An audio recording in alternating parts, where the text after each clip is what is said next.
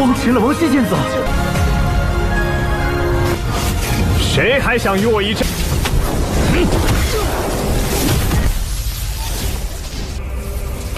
代为出场，为何甘愿被他降服？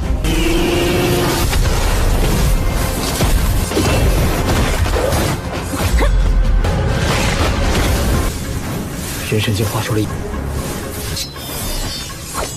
电台之剑意。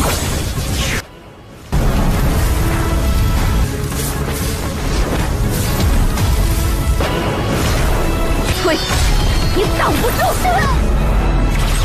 Halo kalian semua, selamat datang di channel Donghua Master. Bagaimana kabar kalian semua? Mimin harap kalian semua baik-baik saja. Dan pada video kali ini kita akan melanjutkan alur cerita dari serial Donghua Perfect World episode ke-228.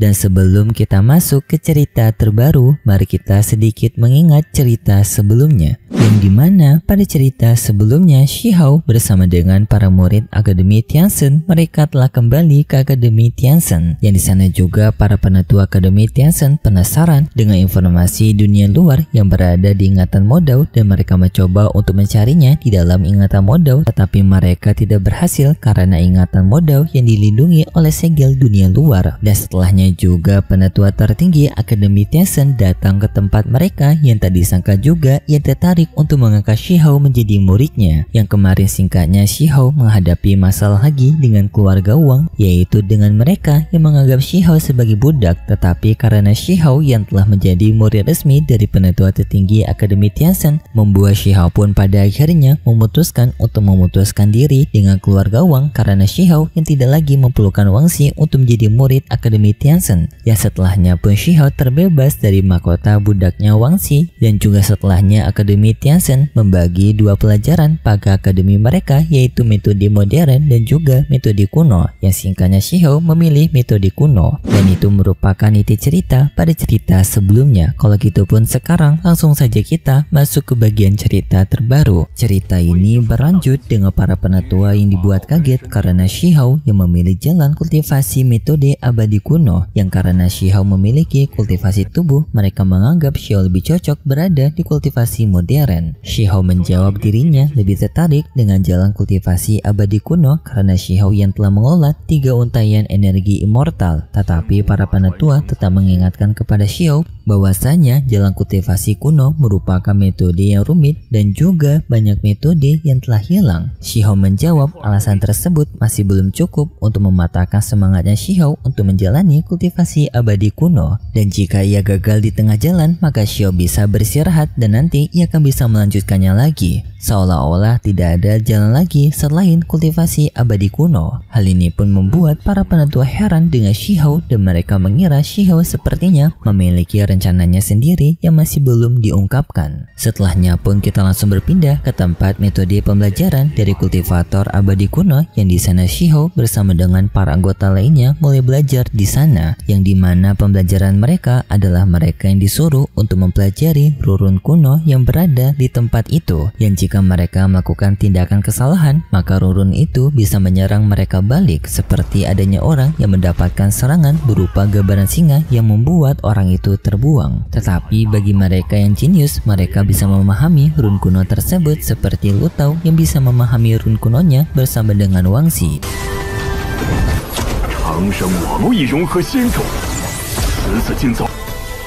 Tetapi bagi mereka yang memiliki warisan kuat seperti kultivator beseruling yang telah menyatu dengan benih abadi, membuat ia memiliki kemampuan di atas rata-rata memahami run kuno, yang bahkan ia bisa untuk menyatu dengan banyak run kuno karena tubuhnya yang telah menyatu dengan benih abadi. Termasuk Qingyi yang memiliki warisan dari api bulan, yaitu peninggalan dari peri Qingyue, yang dengan api bulannya Qingyi membuat ia juga mampu untuk mempelajari run-run yang berada di sana. Raja 10 mahkota juga yang telah menyatu dengan pohon abadi. Ia juga memiliki kemampuan yang besar untuk bisa mempelajari rurun tersebut. Shihao yang penasaran dengan benih abadi ini bertanya kepada Modou, bukankah Modou telah memiliki benih abadi juga? Tetapi Modou menjawab benih abadi miliknya berbeda, yang dimana benih abadinya telah rusak. Para penetua Akademi Tianzhen menyadari kalau benih abadi merupakan benda yang sangat dibutuhkan untuk berada di jalan dari kultivasi kuno abadi, dan para penetua Akademi Tianzhen akan membantu para muridnya agar para murid dari Akademi Tianzhen tidak kalah dengan dua akademi tersisa, karena ternyata masih ada dua akademi tersisa yang menjadi saingan dari Akademi Tianzhen. Yang kedua akademi itu disebut sebagai Akademi Suci dan juga Akademi Abadi. Dan lalu pun para penetua Akademi Tianzhen mereka mencoba untuk membantu para muridnya untuk bisa meningkatkan kekuatan mereka, yaitu dengan para penetua Akademi Tianzhen yang akan membukakan lokasi alam tungku kuno. 元清大人实力逆天， 今日凭实力领取，可助诸位梳理肉。 Yang di sana mereka bisa mendapatkan khasiat untuk meningkatkan tubuh mereka dan juga menemukan obat berharga untuk peningkatan kekuatan. Yang setelahnya pun mereka masuk ke dalam alam tungku kuno. Di sana tanpa Qingyi menjadi rebutan dari para murid lainnya karena kemampuan Qingyi yang memiliki warisan dari api bulan. Mereka yakin jika Qingyi masuk ke dalam kelompok mereka maka akan sangat membantu kelompok mereka. Tetapi Lu Tong mencegahnya dengan mengajak Qingyi juga, dan tidak kalah Shihao juga mengajak Qingyi untuk bergabung bersama kelompoknya. Tetapi di saat itu tiba-tiba saja adanya sebuah serangan tombak yang mengarah kepada Shihao, yang untungnya Shihao dapat menangkap tombak itu dan marah kepada pemilik tombak dengan mengatakan siapa yang telah membuang sampah ini kepadaku. Setelahnya pun tampak orang yang telah melemparkan tombak tersebut yang bernama Jinze. Yang Jinze telah mendengar kabar mengenai Shihao dan ia tidak suka dengan Shihao, jadinya pun Jinze ingin melawan Shihao. Di sana Modou langsung mengambil tindakan dengan ia langsung menyerang Jinze yang membuat ia langsung terpental jauh.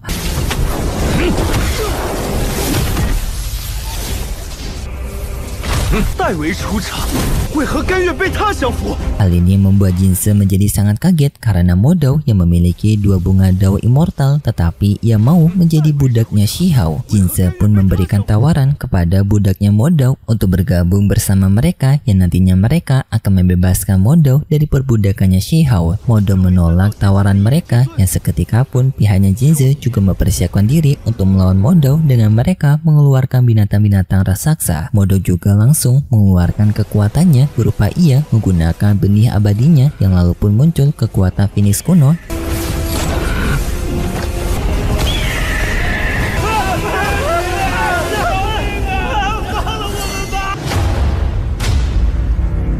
Yang kekuatan Phoenix kuno itu bisa mengusir Jinze bersama dengan para rombongannya. Tetapi setelahnya orang-orang lainnya juga ingin menantang Shihao bertarung, termasuk dengan Lu Tao bersama dengan rombongannya. Suan Kun juga tampak bersemangat untuk menghadapi Shihao, tetapi di saat itu Yao Yue menghentikan mereka semua dengan Yao Yue mengatakan bahwasanya Shihao telah menemukan lawannya sendiri. Yang dimaksud Yao Yue adalah Wang Xi. Yang tak lama kemudian Wang Xi muncul di tempatnya Shihao dengan ia telah memiliki rasa marah kepada Shihao karena Wang Xi merasa dirinya telah dimanfaatkan oleh Shihao untuk bisa mewujudkan motifnya Shihao menjadi murid dari Akademi Tianzhen yang sampai mempermalukan keluarga Wang sebelumnya. Yang padahal Wang Xi telah membantu Shihao untuk bisa menjadi murid Akademi Tianzhen, tetapi setelah Shihao memiliki jabatannya sendiri sebagai murid resmi dari penetua tertinggi Akademi Tianzhen, Shihao malah membuang Wang Xi dan juga mempermalukan keluarga Wang, membuat Wang Xi memiliki rasa amarah kepada Shihao dan dirinya ingin segera melampiaskan amarah tersebut kepada Shihao secara langsung. Yang setelahnya Wang Xi bersiap untuk bertarung, yaitu dengan ia mengeluarkan harta warisan dari keluarga Wang yang disebut sebagai pedang emas gelap, harta warisan kuno tingkat tinggi dan juga langka yang dimiliki oleh keluarga Wang. Shihao juga tidak keberatan dengan tantangan Wang Xi, bahkan Shihao menganggap tantangan Wang Xi ini juga akan membantu dirinya karena Shihao juga ingin mengetes kekuatan yang ia miliki. Setelahnya pun Shihao dan juga Wang Xi mereka berdua saling beradu serangan, yaitu dengan Shihao mengeluarkan serangan dari tangan gunturnya sedangkan Wang Xi menggunakan serangan dari pedang emas gelapnya.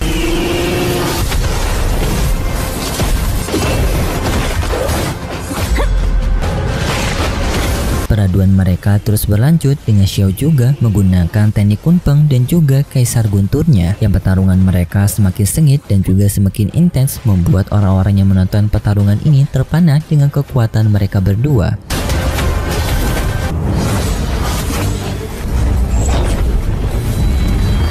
轮回，还有什么看家本领一并走？ Pertarungan mereka semakin dahsyat dengan Wang Xi menggunakan tubuh primordialnya dan Xiao juga menggunakan teknik 6 barisan Dao, yang sampai pada akhirnya Xiao bisa mengekang Wang Xi menggunakan daun willow, tetapi Wang Xi dapat membebaskan dirinya dengan tubuh spiritnya yaitu naga dan juga phoenix. Xiao juga mengeluarkan tubuh spiritnya yaitu Xiao mengeluarkan kumpeng, kaisar guntur dan juga pohon willow, yang hal ini seketika membuat Qingyi kaget karena itu merupakan kekuatan yang dimiliki oleh Xiao. Hal ini pun membuat Qingyi menyadari bahwasanya pria itu adalah Xiao suaminya. Yue Chan juga kaget melihat itu, menyadari bahwasanya ternyata pria yang telah menjadi pelayannya Wang Xi merupakan Xiao. Kembali ke pertarungan Xiao dan juga Wang Xi, sekarang tampak kondisi Wang Xi yang berada di situasi terpojok, yang Wang Xi pun menggunakan teknik terakhirnya sekaligus teknik terkuatnya Wang Xi, yang dimana ia menyatukan spiritnya dengan pedangnya. 人参进化出了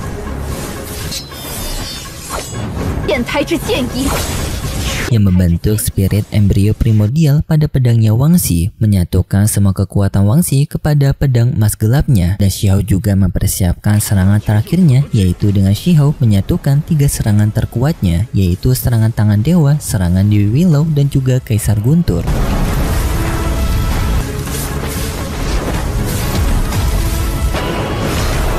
退，你挡不住！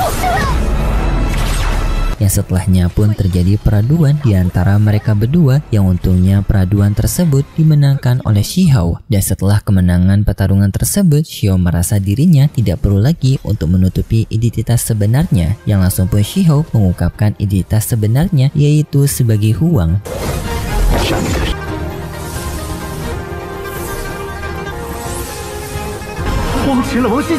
Yang seketika pun hal ini membuat semua orang kaget karena ternyata Huang yang masih hidup, karena mereka kira Huang telah tewas setelah memasuki tambang kuno oleh Yuan Qing. Tetapi ternyata ia selama ini masih hidup dengan menyembunyikan identitasnya sebagai pelayan dari keluarga Wang. Xiao yang mengeluarkan seluruh kekuatannya memberikan tantangan terbuka kepada para murid-murid Akademi Tianzhen yang masih tidak suka kepada Huang alias dirinya diperbolehkan untuk maju melakukan pertarungan. Bagi yang nggak tahu, karena memang banyak orang Akademi Tianzhen yang tidak suka kepada Huang karena mereka yang iri kepada Huang. Jadi selama ini Xiao dianggap biasa saja oleh banyak orang karena mereka tidak tahu kalau ia adalah Huang. Dan karena sekarang semua orang telah mengetahui kalau dirinya merupakan Huang, jadinya Xiao menyadari banyak orang akan membenci dirinya, dan Xiao pun memperbolehkan bagi orang yang tidak suka kepada dirinya untuk maju melakukan pertarungan. Dan setelahnya cerita bersambung dan berikut cerita selanjutnya di minggu depan besok. Pada cerita selanjutnya, kita akan diperlihatkan dengan Xiao yang akan melakukan terobosan ranah dengan ia akan bisa memiliki 3 bunga Dao yang akan membuat Xiao menerobos ranah menuju alam dewa Heavenly, yaitu tingkatan selanjutnya dari ranah Xiao sebelumnya yang berada di alam pengorbanan dewa. Dan setelahnya Xiao bersama dengan Qingyi akan pergi ke tempat dari kultivasi modern untuk bertemu dengan teman-teman mereka. Tetapi di sana Xiao akan bertemu dan juga berhadapan melawan 2 orang pembuli dari pembelajaran kultivator modern, yang membuat Xiao melawan 2 pembuli tersebut yang bernama Qingyi dan juga Teng Yuan. Dan nantinya Xiao akan bisa memenangkan pertarungan itu dengan mudah. Dan setelahnya pun Xiao akan bertemu dengan teman-teman lamanya termasuk dengan adiknya Xiao, yang mereka akan mengetahui bahwasanya Xiao masih hidup. Dan itu merupakan niti cerita yang akan kita lihat nanti untuk episode selanjutnya di minggu depan besok. Dan seperti biasa, Mimin mengingatkan kalau cerita ini merupakan dongeng fiksi yang hanya bertujuan sebagai penghibur saja yang berasal dari karangan novel. Dan kalau gitu pun terima kasih buat kalian semua yang sudah menonton video ini sampai akhir. Jika kalian suka dengan video kali ini, bisa beri like serta subscribe, dan sampai jumpa di video selanjutnya. See ya!